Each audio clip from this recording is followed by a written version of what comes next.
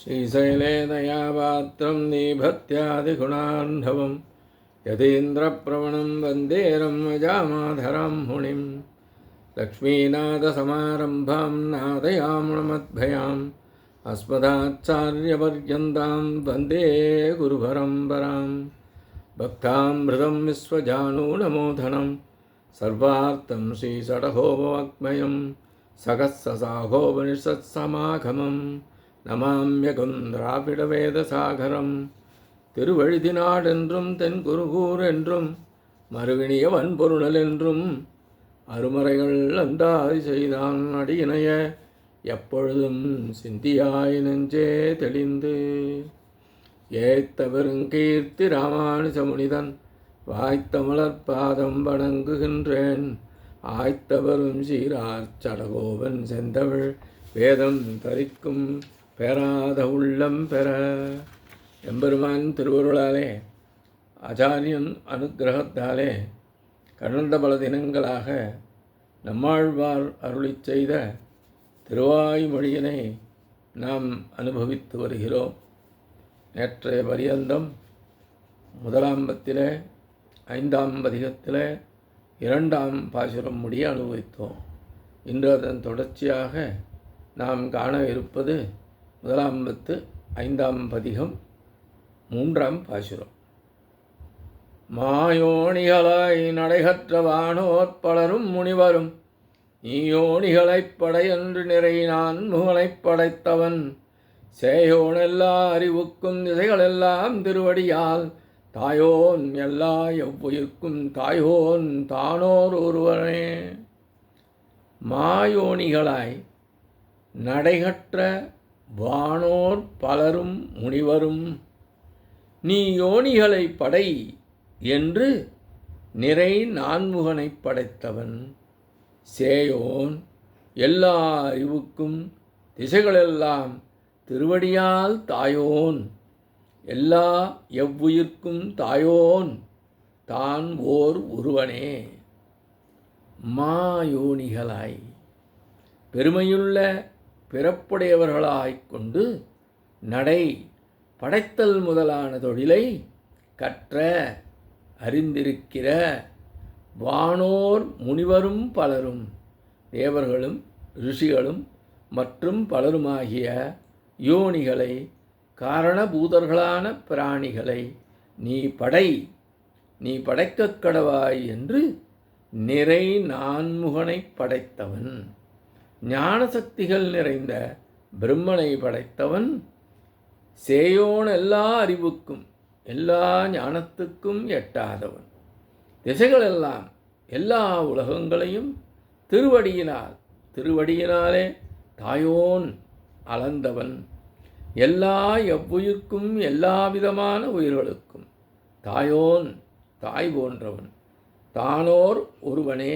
இப்படிப்பட்ட எம்பெருமான் சௌசீல்யமாகிற ஒருபடியை உடையவனாயிருக்கின்றானே என்கின்றார் ஆழ்வார்.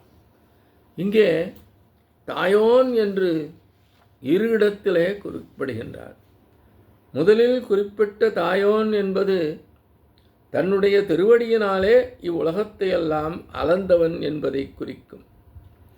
அடுத்து வரக்கூடிய தாயோன் என்பது தாய் போன்றவனாய் இருப்பவன் எம்பெருமான் என்பதை குறிக்கின்றது.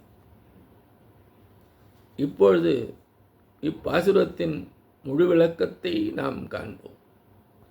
எல்லை கடந்த நைச்சியம் என்றால் காரியம் சாதிப்பதற்காக பேச்சிலே கையாளப்படக்கூடிய பக்குவம், நயம், சாதுரியம் அல்லது தந்திரம் என்றும் இப்படி எல்லை கடந்த நைச்சியத்தை அனுசந்தித்து அகலப் பார்த்தார் ஆழ்வார். அதனை கண்ட சர்வேஸ்வரன் ஆழ்வாரை நோக்கி, ஆழ்வாரே, நீ இங்கனம் நம்முடைய மேன்மையை அதாவது பரத்வத்தை பார்த்து நெகிழ நினைத்தல் தகுமோ? நம்முடைய மேன்மையை மாத்திரமோ நீர் பார்ப்பது? நாம் எல்லோரும் கலந்து தாழ நின்றும் பொருந்தும்படியான சீலகுணத்தையும் சௌசல்யம், எளியனாகும் தன்மை ஆகியவற்றை பார்க்க வேண்டாவோ என்று தன் சீலகுணத்தை காட்டும் முகமாக உலகளந்த வரலாற்றை நினைப்பூட்ட, அதனை அனுசந்தித்து அகலவும் மாட்டாமல் அணுகவும் மாட்டாமல் நடுவே நின்று பேசி பொழுதுபோக்குவது போல செல்லுகின்றது இப்பாசுரம். எம்பெருமான் எப்படிப்பட்டவன்? ஞான சக்திகள் நிறைந்த பிரம்மனை படைத்தவன். எதற்காக பிரம்மனை படைத்தான்? நீ யோனிகளை படை என்று சொல்லி முதலில் நான்முகனாகிய பிரம்மனை படைத்தான். எப்படிப்பட்ட யோனிகளை படை என்றான்? மாயோனிகளை, நடைகற்ற வானோர் பலரும் முனிவருமான யோனிகளை படை என்றான். அதாவது சப்தரிஷிகளான காஷ்யபர், அத்திரி, பரத்வாசர், விஸ்வாமித்ரர், கௌதமர், ஜமதக்னி, வசிஷ்டர், தசப்பிரஜாபதிகளான மரீசி, அத்திரி, அங்கீரசர், புலஸ்தியர், புலகர், கிரது, வசிஷ்டர், தட்சன், பிருகு, நாரதர், ஏகாதச உத்திரர்களான பிங்களன், கபாலி, பீமன், விருபாக்ஷன், விலோதித்தன், சாஸ்திரன், அஜவாதன், அகிர்புதன்யன், சம்பு, சண்டன், பவன, துவாதச ஆதித்யர்களான சூரியனின் 12 வடிவங்கள், தாதா, ஆரியமா, மித்ரா, வருணா, இந்திரன், விவஸ்வான், துவஷ்டா, விஷ்ணு, அபகமான், பகா, பூஷா, வஜன்யா, அஷ்டவசுக்களான தரா, துருவா, சோமா, அனிலா, அனலா, பிரத்யுக்ஷா, பிரபாசா, பிரகாசம். வானோர் பலரும் என்பது 33 தேவர்களை குறிக்கும். இப்படிப்பட்ட யோனிகளை படை என்றான் அந்த எம்பெருமான். எம்பெருமான் பிரம்மன் முதலாக அறிவு நிறைந்த எல்லாருக்கும் அப்பாற்பட்டவன். பேரறிவாளனுடைய அறிவுக்கும் எட்டாதவனாயிருந்து தானே தன்னை கொண்டு வந்து காட்ட திருவுள்ளம் பற்றுமாகில் தடையின்றி காட்ட வல்லவன். அவன் நினைத்தாலேதான் அவனை காண இயலும்.